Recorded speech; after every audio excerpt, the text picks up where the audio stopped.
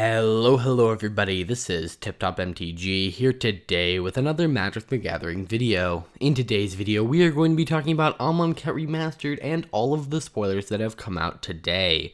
So yeah, if you guys didn't know, they broke up spoilers into 3 days, so today is the final part. We'll be going over all of the red cards, multicolored cards, artifact cards, and land cards, and it is the biggest day of spoilers yet, and so why don't we jump into this? I don't want to waste any more time.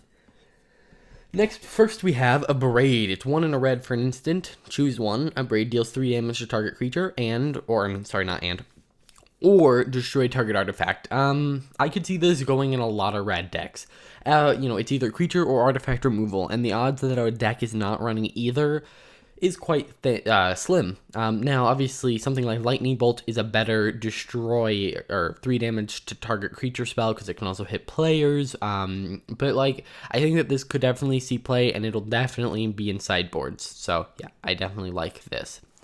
Next, we have On-Crop Crasher. It's a 3-cost red creature, Minotaur Warrior, 3/2 with haste, and you may exert it as it attacks. When you do, target creature can't block this turn. So when Amonkhet and our Devastation were in Standard, this was a pretty big card in the mono-red rush deck, and I expect it to kind of stay there. 3 power for 3 with haste is pretty good. On top of that, you can exert it to, say they bring out some big creature to block. Boom, now it can't block. Just, yeah, very devastating, and I think this will definitely power up mono-red. And I think actually looking at a lot of the spoilers, mono-red is going to get a big increase in power.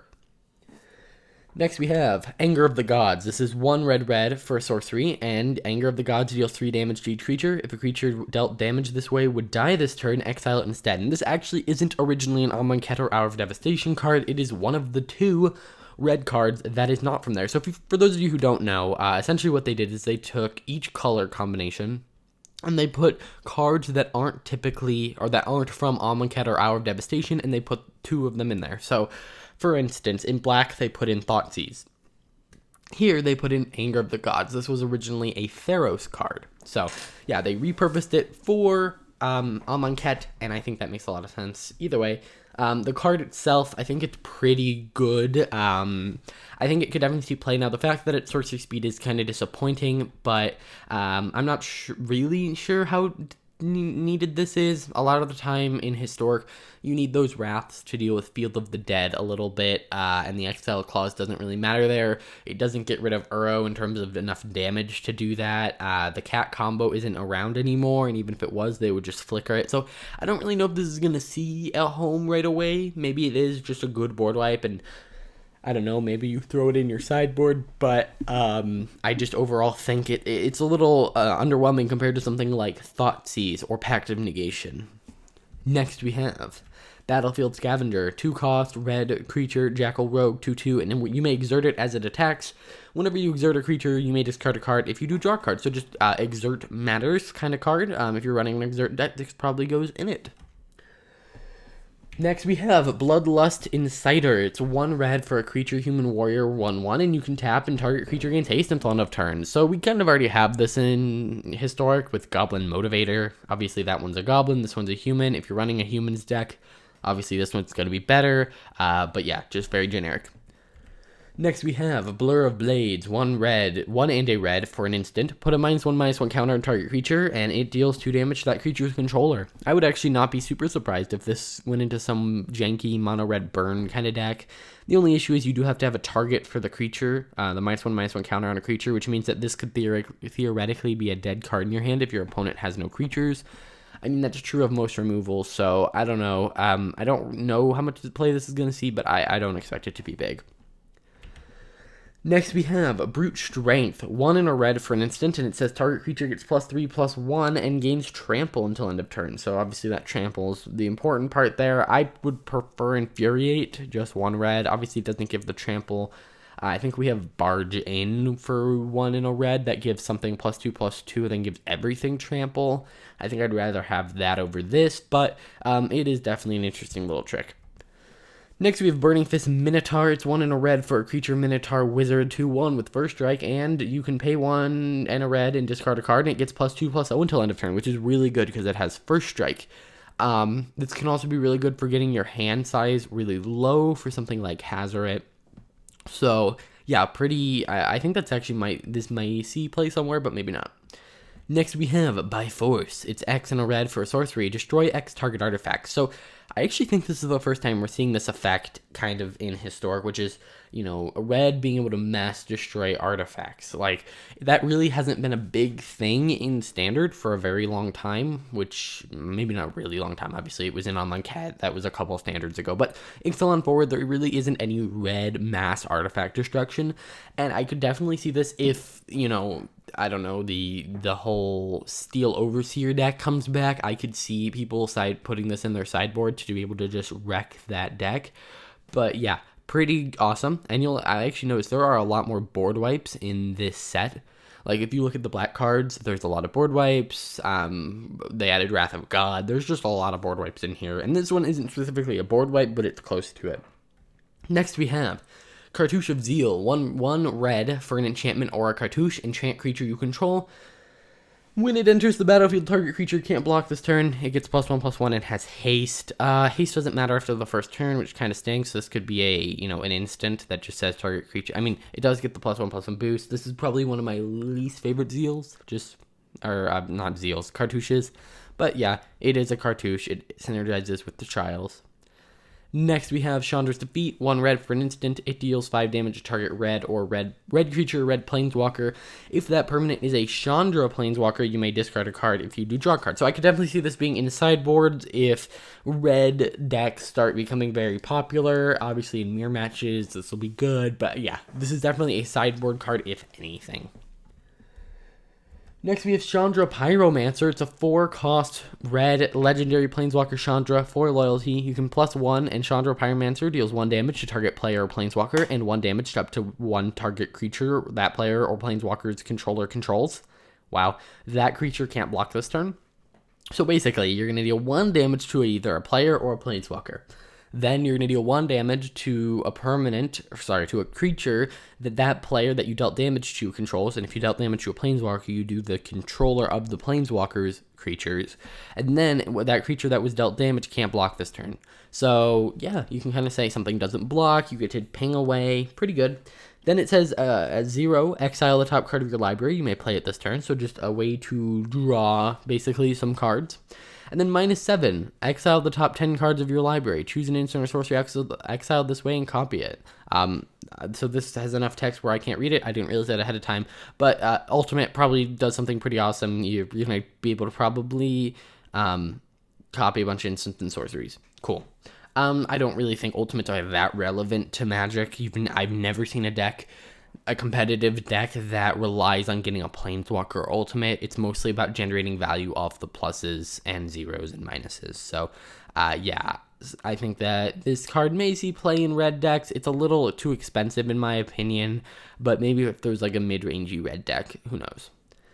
Next we have Combal Celebrant. It's a 3-cost red creature human warrior mythic for 1. And if Combal Celebrant hasn't been exerted this turn, you may exert it as it attacks.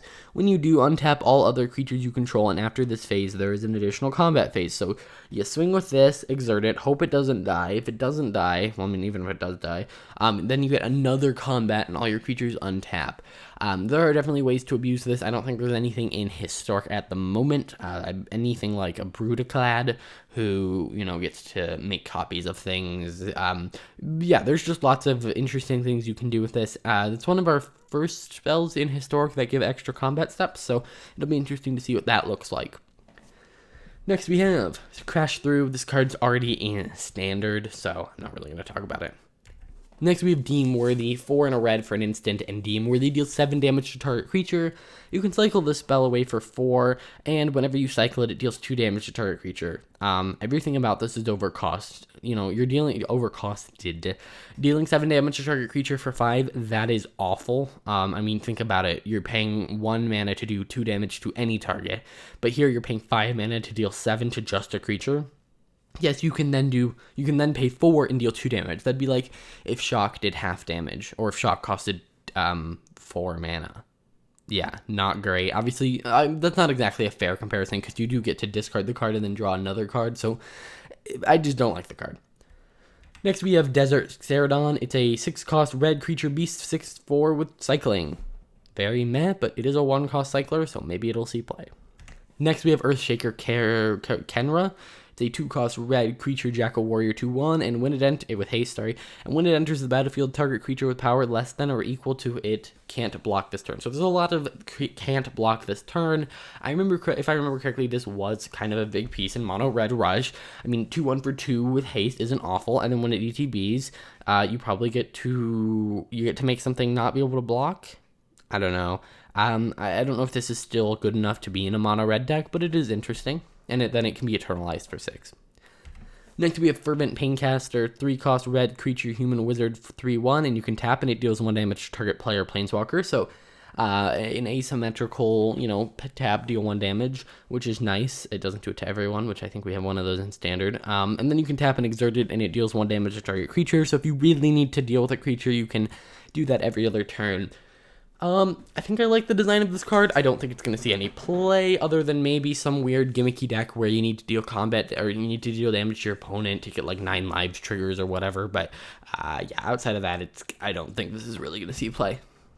Next, we have Firebrand Archer, 2-cost red creature human archer 2/1, and whenever you cast a non-creature spell, it deals 1 damage to each opponent. So just another kind of whenever you cast non-creature spells, do X, Y, or Z. If in an instant or sorcery deck, something like Gutter Bones I think is better, but and the effects like this never really take off, so I don't really expect this to do anything, but it is interesting. Next, we have Gilded Ceradon. It's a 5-cost red creature beast 4/4, and whenever it attacks, if you control a desert or there's a desert card in your graveyard, target creature can't block this turn. Again, more red can't block, and some desert tribal. Interesting. Next, we have Glorious End. 3-cost red instant, end the turn. At the beginning of your next end step, you lose the game. So essentially, you're going to end the turn, whether it's on your turn, on their turn, like they cast something really scary, like, oh, think about it like this. They cast something, Approach of the Second Sun for the second time. You're about to lose, literally. No matter what, if this spell resolves, you're about to lose, and you're in mono red, you cast Glorious End, you get an extra turn, essentially, and then you die. Now, there are ways to get around that. You can counter the ability on the stack, but generally, this is just kind of take an extra turn after this one, you lose the game. So, yeah, pretty awesome card. I like it. It's definitely going to be a janky card. I don't expect it to be, played at all. Next, we have Glorybringer. It's a 5-cost red creature dragon 4/4 with flying and haste, and as you may exert it as it attacks. If you do, it deals 4 damage to target non-dragon creature an opponent controls. Yeah, a 4/4 flying haste for 5 that also is going to ping something for 4. That is just so much value. It is obviously too expensive for Red Rush, but if there was a big red deck, this would be the star of the deck. It is a famously powerful card from what I can gather. Yeah, and I expect it to do things in Historic. Next, we have Harsh Mentor. It's a 2-cost red creature human cleric 2/2, and whenever an opponent activates an ability of an artifact, creature, or land on the battlefield, if it isn't a mana ability, it deals 2 damage to that player. I was trying to think through all the decks and like, oh, what is being activated? Okay, we have Cauldron, the Witch's Cauldron, I guess. We have, Woe Strider, so this kind of hurts the aggro, or the sack deck. If you're talking about goblins, not much there is being activated, maybe Krenko occasionally.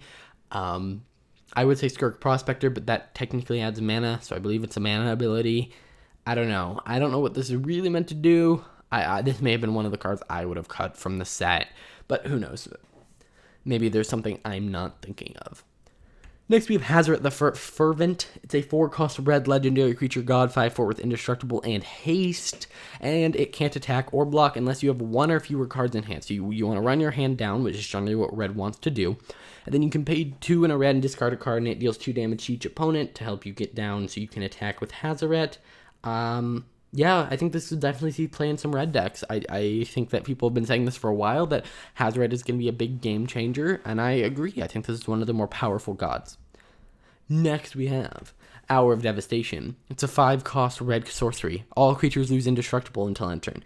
Hour of Devastation deals 5 damage to each creature and each non-Bolas planeswalker. Okay, here's more board wipes. We had Wrath of God. We've had many black board wipes. We had one that just destroys all creatures and then lands don't untap. We had 3 damage to everything exile stuff. We have this one, 5 damage to everything, can kill indestructible things. There are so many board wipes, and I appreciate it. I was trying to build a deck the other day, and I'm like, okay, what board wipes are there? Oh, I'm in black. Okay, that should have some board wipes. Oh, Ritual of Sit, that's it? I want something else. I want, like, a Destroy All Creatures, or, I think I was in black-red, and I was like, okay, I guess I can do some red board wipes, but it's nice to see more board wipes. I do get irritated when board wipes happen, so maybe I'm going to be regretting this statement, but I think that having more variety may make it slightly better. Yeah, so that's just my overall thoughts on Hour of Devastation and the actual amount of board wipes in Amonkhet Remastered. Let's move on. Next, we have Imminent Doom. It's a 3-cost red enchantment, and it enters the battlefield with a Doom counter on it. Whenever you cast a spell with converted mana cost equal to the number of Doom counters on Imminent Doom deals that much damage to any target, then put a Doom counter on it. So it's going to start with 1, and then you have to cast a 1-drop, and when you do, it's going to deal 1 damage. And then you have to cast a 2-drop, and then a 3-drop, and every time you cast one, it is going to deal damage. But it does not say with number of Doom counters equal to or less than or equal to. So you have to play this game, and I think it's just not worth it to get that slight amount of extra damage. Now, in a burn deck, maybe, but really any deck that's really going to want to just deal damage like this is only going to have low-cost spells. So I just overall think this is a poor enchantment that really shouldn't go in much unless you're going to do some weird gimmicky jank with it. Next we have Insult to Injury. And before we talk about Insult to Injury, I want to talk about the frame. Now, I've seen a lot of people complain about the frame of Aftermath cards on MTG Arena. They're like, oh yeah, look at this. How am I supposed to know what Insult to Injury does? What do you want me to do? Look at Scryfall in the middle of the game? And I want everyone to think about it. In their card gallery, they are showing you cards from MTG Arena. Like, they're taking essentially screenshots of cards. I'm sure they export them, but from MTG Arena. In MTG Arena, you will be able to just hover over this and see it. There is no need to complain. If they printed this as a paper card, I would be very concerned, because no one would know what to do. But why does it matter that on Arena you have to hover over it to read what it does? I mean, I guess you could say that's slightly more inconvenient, but generally you're probably going to know what the cards in your deck do anyway. And on the stack, it's going to show you which side you casted. So, and actually, because they're Aftermath card, they may only really show you, they may expand Insults to be really big, because that's the only thing you can cast from your hand, and then when it's in the graveyard, they expand Injury. We don't know. And so I think looking at it and going, ha ha ha, you can't read this, that's stupid design, whoever designed this is an idiot. I think you need to look at, first off, other split cards on MTG Arena, but also, think about it, this is the first time we're seeing a split card on MTG Arena that from an MTG Arena source, not on MTG Arena. And so I think a lot of people are looking at this and not realizing that it's not like Paper Magic where this is the only thing you have. No, when you hover over it, it's going to tell you what it does. So that was my little tangent.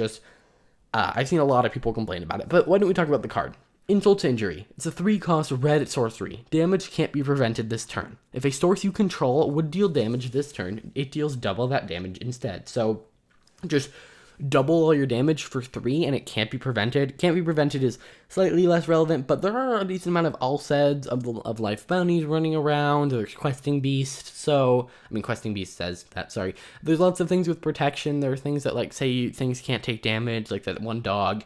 Obviously, this is sorcery speed, so your opponent will see it coming, but yeah. Then there's Injury, so it's a sorcery with Aftermath, which means you can cast it from your graveyard, then exile it.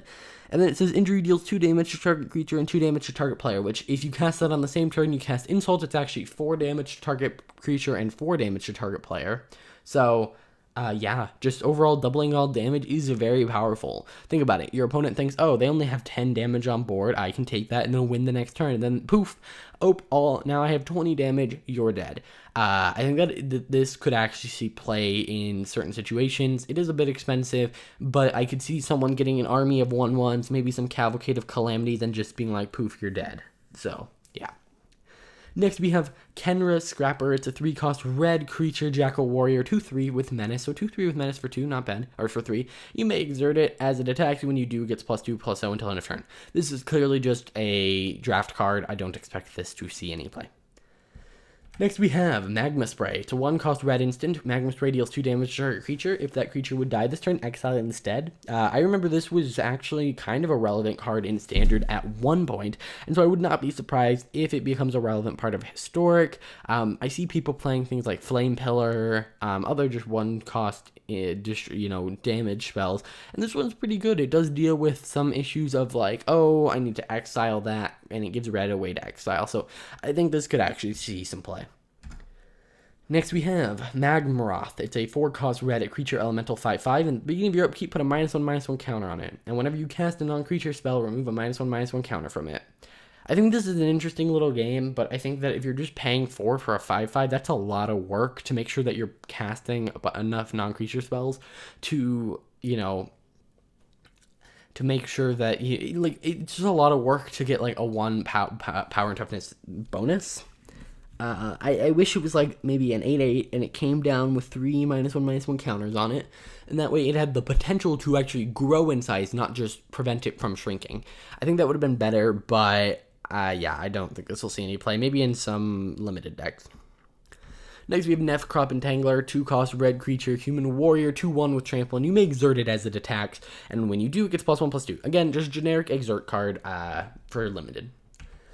Next, we have Neheh the Eternal. It's a 5-cost red legendary creature, zombie minotaur warrior, 4/6 with afflict 3, which means that it's going to deal, when it's blocked, it's the person who blocked it is going to take 3 damage. At the beginning of your post-combat main phase, add a red for each 1 life your opponents have lost this turn. This is an awesome card, and I really want to build a commander or a historic brawl deck around it. First off, you're going to swing, and if it survives, which 6 toughness is a lot, you're either going to get 4 or 3 mana.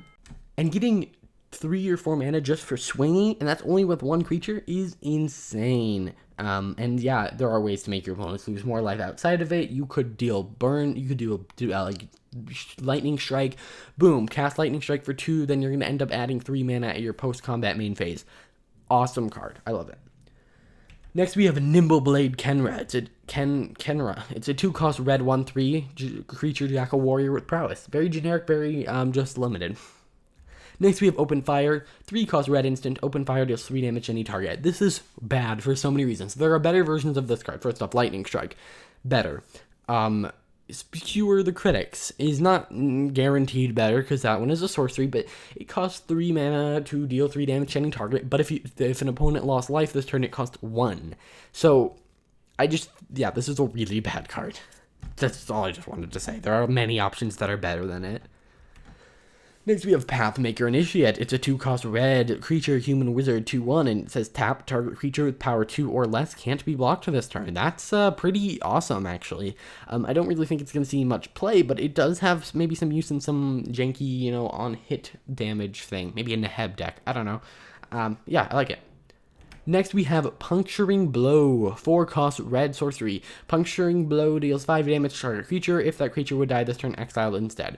Yeah, it's still not great. I would rather cast Lava Coil, 4 damage to target creature, and if it would die this turn, exile instead, but it's for 2. Obviously this does 5, which is like, woo, but, yeah, no, I'm not a huge fan of this card. There are better options. Next, we have Pursue Glory, 4-cost red instant. Attacking creatures get +2/+0 until end of turn, and you can cycle it away for 2. This is one of those cards where I don't agree with it really needing cycling. I mean, I guess if your opponent's blowing up all your creatures, this is useless without creatures. So, I guess, it works. Like, cycling is never a downside to a card, but the fact that this costs 4 mana to just give all attacking creatures +2/+0 is a little expensive. Next, we have Sand Strangler. It's a 4-cost red creature beast 3/3, and when it enters the battlefield, if you control a desert or there's a desert in your graveyard, you may have it deal 3 damage to target creature. So just a nice little, you play it, you kill something, you get a bonus, but only if you have deserts. So it's not overpowered, but if you're in a desert deck, this is not a bad card. Next, we have Shatterstorm. 2 red for sorcery. Destroy all artifacts. They can't be regenerated. So, again, another board wipe.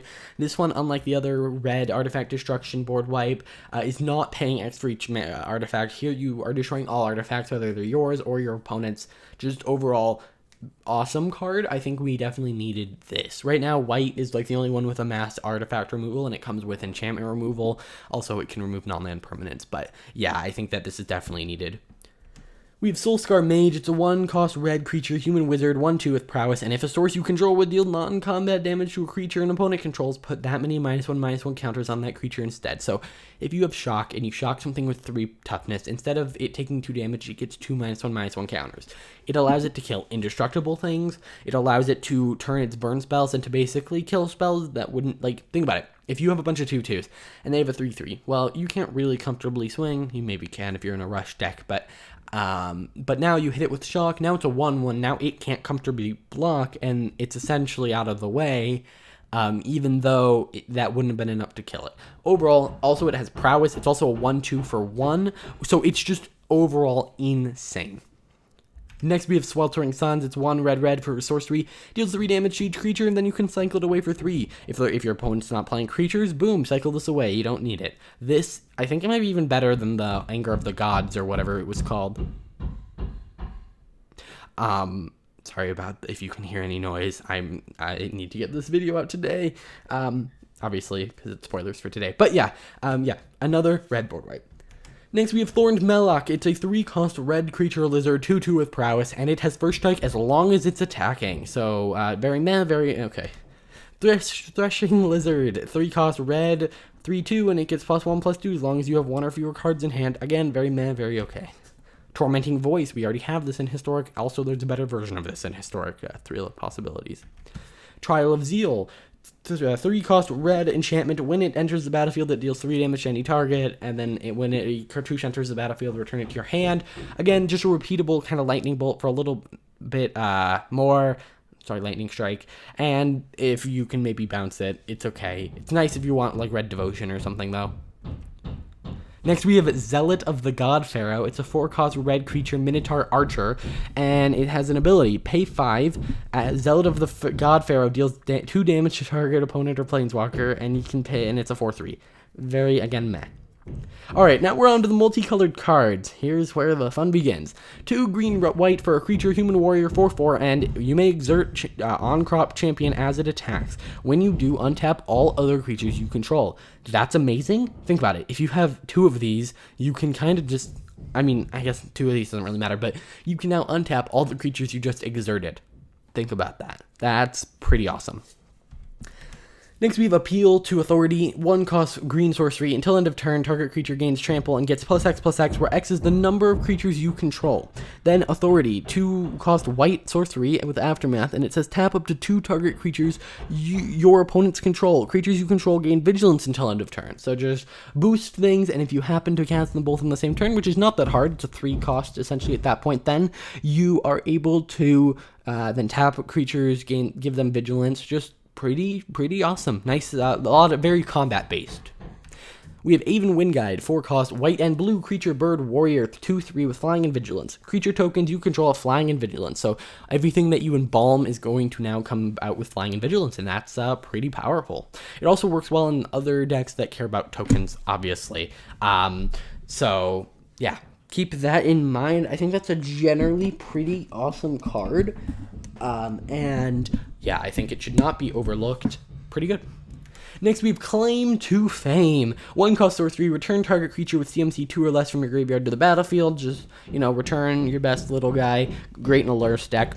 I mean, I guess Lurrus can do it on his own. But Fame, 1 in a red. Target creature gains +2/+0 and has haste until end of turn. So return something, boost it up a little bit. What's nice is that Fame can then give the creature you brought out with Claim haste.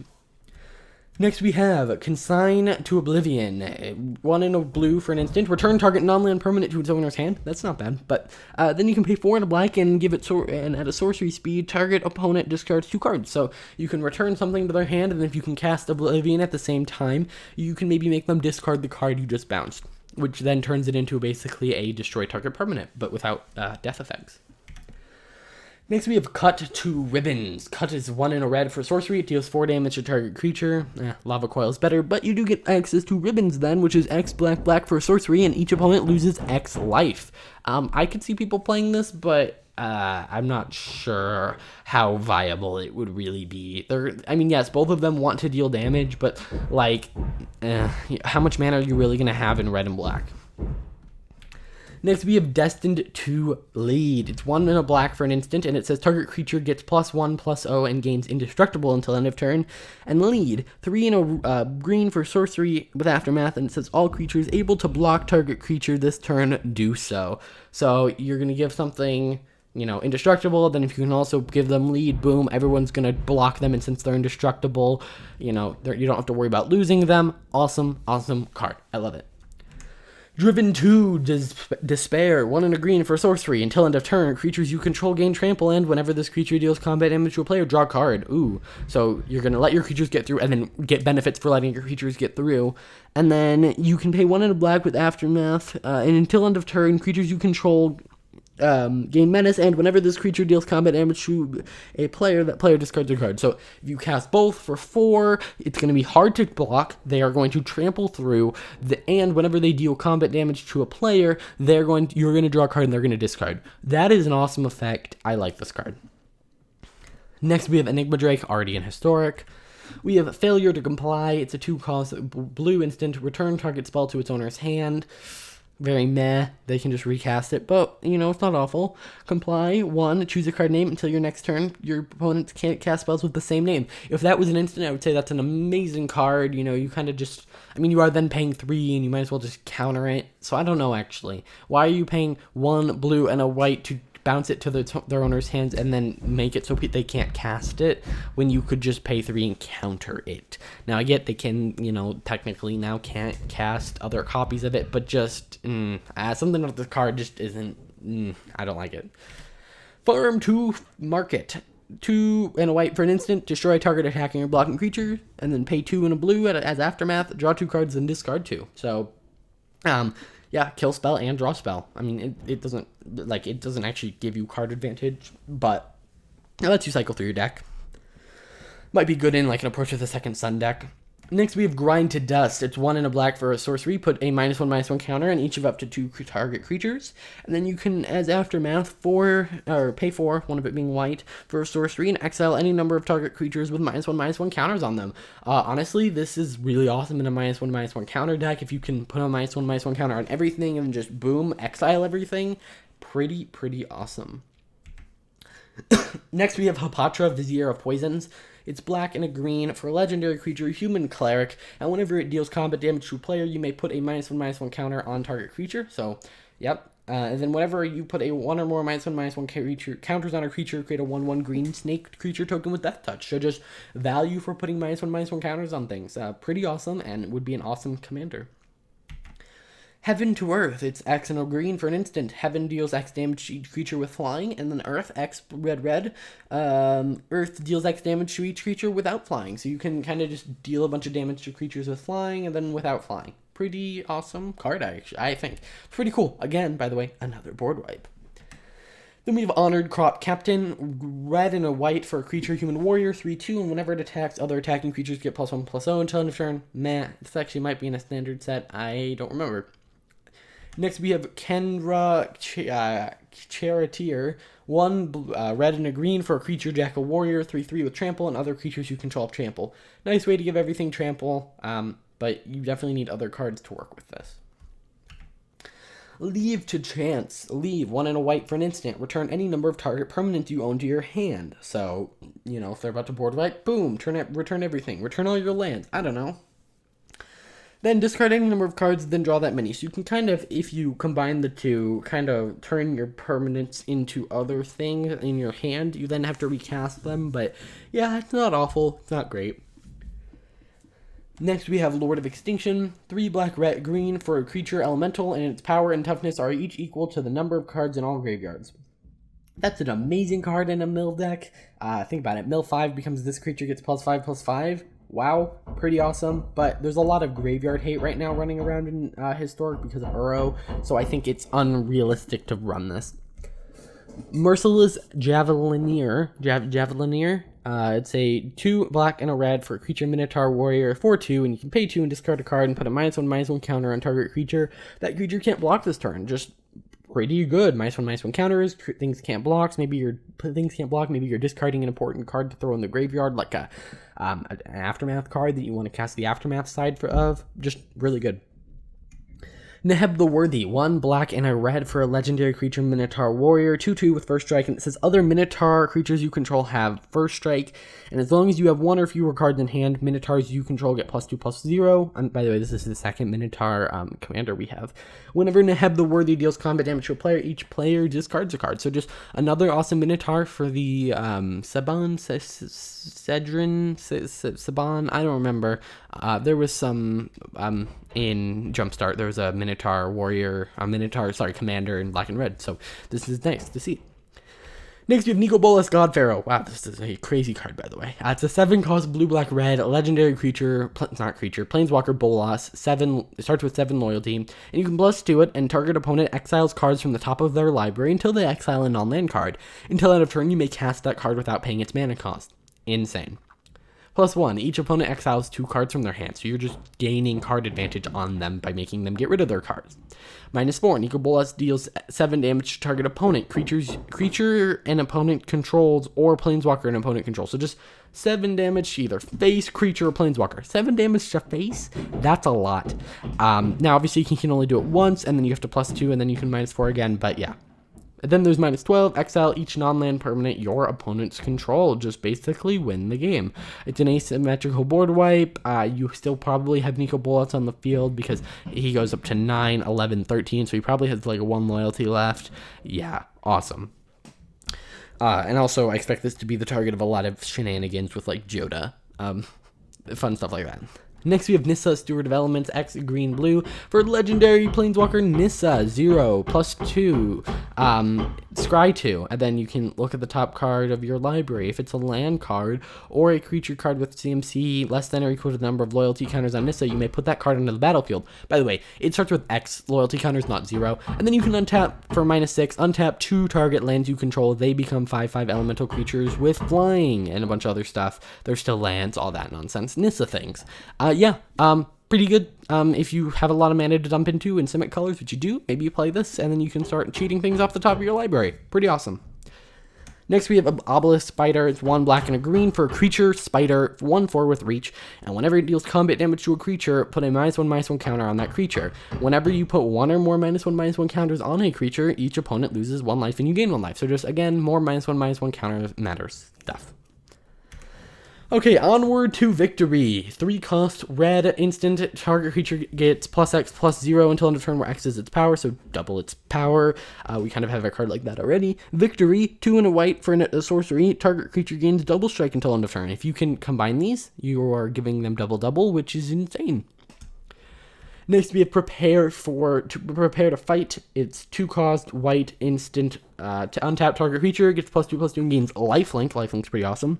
Then you can fight 4-cost green sorcery. Target creature you control fights target creature an opponent controls. So just, it's going to be the creature you did probably gets +2/+2 in lifelink, which means you're going to gain some life. You're probably going to kill something. Also, the prepare untap stuff. I like this card.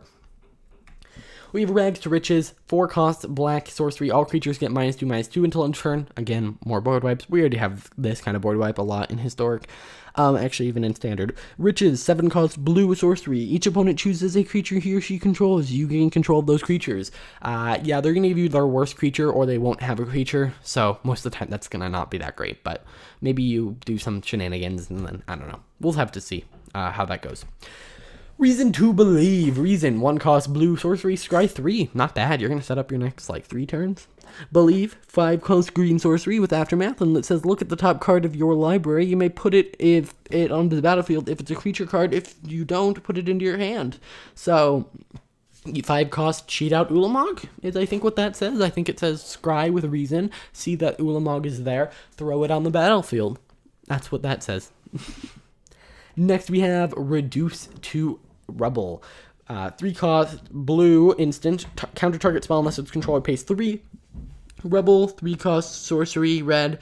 Up to 3 target lands don't untap during their controller's next untap step. So counter something, boom, you don't get to play your cards. I hate this card. I hate everything about it. It's not great, but I hate it. Refuse to cooperate. It's a 4-cost red instant. Refuse deals damage to target spell's controller equal to the spell's converted mana cost. This would be really awesome against a Wilderness Reclamation deck. Unfortunately, that's banned. Think about it. Oh, I'm casting this for X equals 20, so the CMC is 24, and then you're like, poof, you're dead. And then cooperate, 3-cost blue instant. Copy target instant or sorcery spell. You may choose new copies for the target. That would also be great against a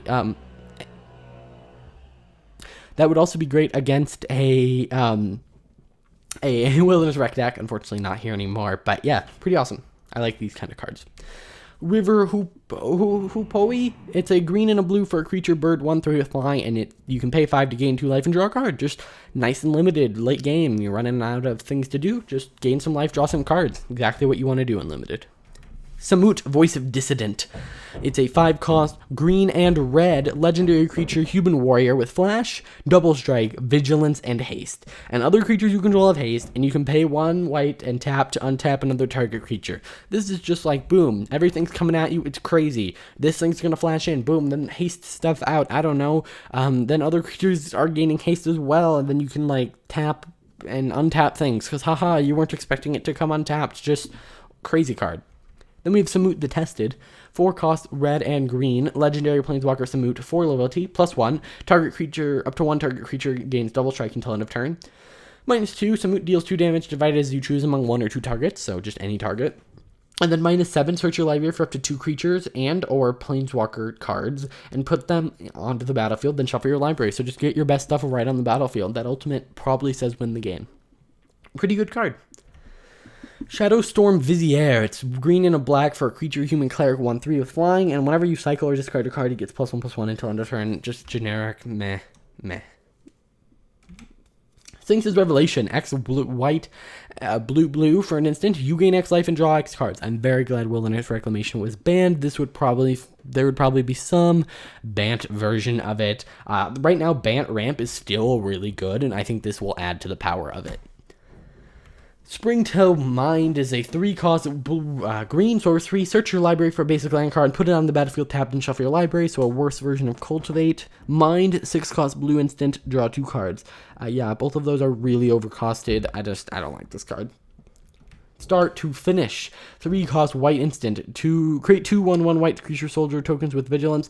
That's concerning. I hate spells that just create tokens now because of Transmogrify and Luca. But whatever. Finish, 2 and a black for a sorcery. As an additional cost to cast the spell, sacrifice a creature to destroy target creature. So create some tokens, maybe only create 1 token, and then destroy something. I actually kind of like this spell. Obviously, neither of those spells are like as good as they could be, but they're not awful. Struggle to Survive. It's a 3-cost red instant. Struggle deals damage to target creature equal to the number of lands you control. So just kind of kill target creature. That's interesting to see in red now. Survive, 1 and a green for sorcery. Each player shuffles his or her graveyard into his or her library. So just, take someone's going to exile your stuff. Maybe you shuffle it back in, although that is a sorcery. I don't know. Maybe it deals with Uro. Who knows? It's kind of interesting. Next, we have Temet, Vizier of Naktaman. Sorry, white and a blue for a legendary creature, human cleric 2/2, and at the beginning of combat on your turn, target creature token you control gets +1/+1 until end of turn and can't be blocked and then embalmed. So just kind of a legendary creature for all your embalming, make it unblockable, give it a boost. Pretty good. Next we have the Locust God, 6-cost, is it colored legendary creature god 4/4 with flying, and whenever you draw a card, create a 1/1 flying haster, pay 4, draw a card, then discard a card, and when it dies, return it to your hand at the beginning of the next end step. Insane card, hard to get rid of, although a lot of exile is happening in standard at the moment and historic. Just insane card that I knew a lot of people hate, but also a lot of people love. Similarly, Scarab God, 5-cost, blue and black, 5/5, legendary creature god. At the beginning of your upkeep, each opponent loses X life and you scry X, where X is the number of zombies you control. Then you can pay 4 and exile target creature card from a graveyard, create a token that's a copy of it, except it's a 4/4 black zombie. Very powerful. And whenever it dies, return it to its owner's hand at the beginning of the next end step. So just hard to kill. It's going to keep you bringing back value from its own graveyard, from your graveyard. Insane. And then Scorpion God, the one I've heard the least amount about. 3 black and a red for a legendary creature god. Whenever a creature with a -1/-1 counter on it dies, draw a card, so giving you some card draw there. And then you can pay 1 black and a red and put a -1/-1 counter on another target creature, so just a way to just dump your mana into killing things. And when it dies, return it to your hand. Yeah, probably the least powerful of the 3, but still pretty awesome. Then we have Wayward Servant, white and a black for a creature zombie, and whenever another zombie enters the battlefield under your control, each opponent loses 1 life and you gain 1 life. Yeah, good in a zombie deck. We've seen a lot of support for zombies in this set, and that makes a lot of sense. Abandoned Sarcophagus, or onto the artifacts. 3-cost artifact, you may cast spells that have cycling ability from your graveyard. If a card with cycling ability would be put into your graveyard, exile it instead. So just kind of, you get to recast your stuff with cycling. Bantu's Monument, 3-cost legendary artifact. Black creature spells you cast cost 1 less to cast. Whenever you cast a creature spell, each opponent loses 1 life and you gain a life. Pretty good if you're running a black deck. Edifice of Authority artifact. Pay 1 tap. Target creature can't attack this turn. Put a brick counter on it. Pay 1 tap until your next turn. Target creature can't attack or block, and its activated abilities can't be activated. Activate this ability only if there are 3 or more brick counters on it. Yeah. Pretty cool. Lots of things you can do. Probably not going to see any play. Gate to the Afterlife. 3-cost artifact. Whenever a non-token creature you control dies, you gain 1 life. Then you may draw a card. If you do, discard a card. Then you can pay 2 and tap and sacrifice Gate to the Afterlife and search your library, your graveyard, hand, and/or library for a card named God Pharaoh's Gift and put it onto the battlefield. If you search your library this way, shuffle it. Activate this ability only if there are 6 or more cards in your graveyard. So you're basically just this is only an engine to cheat out God Pharaoh's Gift, which is a 7-cost artifact that says that at the beginning of combat on your turn, you may exile a creature card from your graveyard. If you do, create a token that's a copy of it, except it's a 4/4 black zombie. Wow. And it has haste. Wow. Yeah, pretty insane card. It does cost 7, but the other thing is going to let you cheat it out. I know there were a lot of decks built around this, so it'll be interesting to see what it can do in Historic. Next, we have Hazoret's Monument. It's a 3-cost legendary artifact. Red creature spells you cast cost 1 less to cast. Whenever you cast a creature spell, discard a card, then draw a card. Cool. Yeah, pretty good. Again, these are all pretty decent in any of like the monocolored decks. Just not bad. Next, we have Hollow One, 5-cost artifact creature golem, 4/4, and it costs 2 less for each card you've cycled or discarded this turn. So if you've discarded or cycled 3 cards, you get to cast this for 0. So I expect a lot of these to show up in like a cycling deck. Next, we have Kefnet's Monument. It's a 3-cost legendary artifact, and it says blue creatures you cast cost 1 less to cast, and whenever you cast a creature spell, target creature an opponent controls doesn't untap during its next untap step. Yeah, but it doesn't tap the creature, so the creature already has to be tapped, and this requires you to be playing creature spells, and it requires your opponent to be playing creature spells, which is highly unlikely that both players are. So, it's the sad truth. Next, we have Mirage Mirror. It's a 3-cost artifact. You can pay 2, and it becomes a copy of target artifact, creature, enchantment, or land until end of turn. I'm excited about this card. I don't know how good it's going to be, but it can become like Field of the Dead. It can become the best artifact, the best creature, the best enchantment. It is a bit expensive to keep doing, but it is definitely interesting. We have Oketra's Monument. It's a 3-cost legendary artifact, and white spells cost 1 less to cast, or white creature spells, sorry. And whenever you cast a creature spell, create a 1/1 white creature token. So yeah, this is actually probably one of the better ones because, well, white likes to go out wide, and this is going to help you do that. Next, we have Perilous Vault. It's a 4-cost artifact. Pay 5, tap, exile it, exile all non-land permanents. Yeah, not awful, but also a bit expensive. Next, we have Ronus' Monument. It's a 3-cost legendary artifact. Green creature spells you cast cost 1 less to cast. Whenever you cast a creature spell, target creature you control gets +2/+2 and gains trample until end of turn. Again, requires you to keep creatures on the ground, but green likes +2/+2 and loves trample, so who knows? This is probably pretty good. Sunset Pyramid, 2-cost artifact. Sunset Pyramid enters the battlefield with 3 brick counters on it. Pay 2, tap, remove a brick counter from it, draw a card, pay 2, tap, scry. Yeah, interesting. Very similar to that one Maze Tome. I think this is better. No, because you can't tap to scry for free, but it is very similar in the fact that you could theoretically pay 2 to tap and draw a card, but you can only do that 3 times. But here you get to keep it after you do that, but most of the time that's used for scrying. So I don't know, but a Maze Mind Tome is very similar to this card. Throne of the God Pharaoh is a 2-cost legendary artifact. At the beginning of your end step, each opponent loses life equal to the number of tapped creatures you control. Again, if you want to go wide and just keep swinging, this is an insane card. I could see this seeing play in mono white or mono red, or maybe even a Boros deck. Wall of Forgotten Pharaohs. It's a 2-cost artifact creature wall. Defender. You can tap and it deals 1 damage to target player or planeswalker. Activates this ability only if you control a desert or there's a desert in your graveyard. Yeah, generic filler. Watcher of the Dead. 2-cost artifact creature cat. 2/2, and you can exile them to make each opponent choose 2 cards in their graveyard and exile the rest. This would be useful, but people are just going to choose their Uro, and then, yeah, just pick a better card. Pick Tormod's Crypt. It's better. Then we have the land. So this is a cycle of lands. We have the, so they have the land types, so it's a swamp mountain, and it enters the battlefield tapped, but then it can also be cycled for 2. So it's similar to the Triumphs, but it's 2 color. We have Cascading Cataracts, sorry. It's a land with Indestructible, and you can tap to add colorless or pay 5 and tap to add 5 mana of any combination of colors. So just make sure you have the right color of mana. Crypt of the Eternals land. When it enters the battlefield, you gain a life, and then you can tap to add colorless, or you can pay 1 and tap to add 1 of the Grixis colors. So helps you get the color fixing if you need it, gains you some life. It's okay. Next, we have Desert of the Fervent. It's a land desert, and it enters the battlefield tapped, and you can tap to add red, and you can cycle it away for 2. So, yeah, we already have better cards than this, except they're not deserts, so that's the only, thing about them. We have some Modern Horizon lands that are very similar. We also have that for black, green, blue, and white. And then we have Evolving Wilds, Ardean, Standard, and Historic. Fetid Pools. Okay, one thing I want to mention, my thought about these lands. I think they're going to be good, but they do enter the battlefield tapped 100% of the time, which really isn't on par for Historic. I could see the ones with Forest in them being relevant because of Nissa, and that's about it.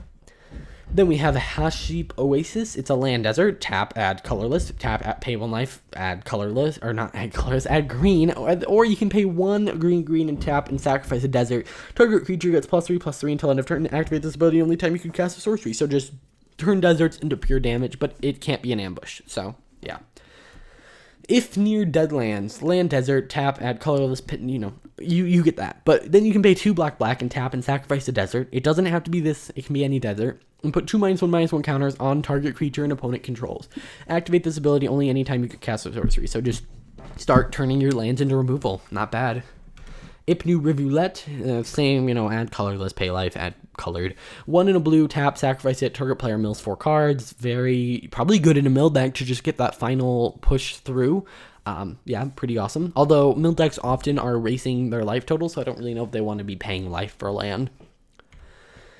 Irrigated Farmland, same thing here. Ramunamp Runes. This one is probably the best of this cycle because you can pay 4 and stack a desert to deal 2 damage to each opponent. Again, just a good at the end of the game. You need that final bit of damage. Just play this, sack it, boom.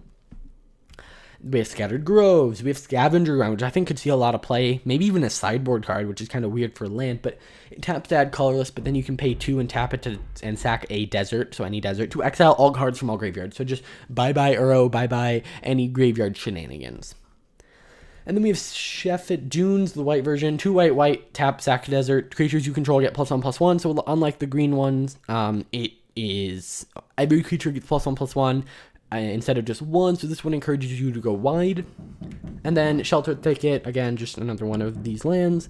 Sunscorched Desert, whenever it enters the battlefield, it deals 1 damage to target player, planeswalker, and adds colorless. So just, in a colorless deck, that's a pretty good land. Now, that is it for this video. I know it has been a very, very long one. It's one of the longest videos in my channel's history.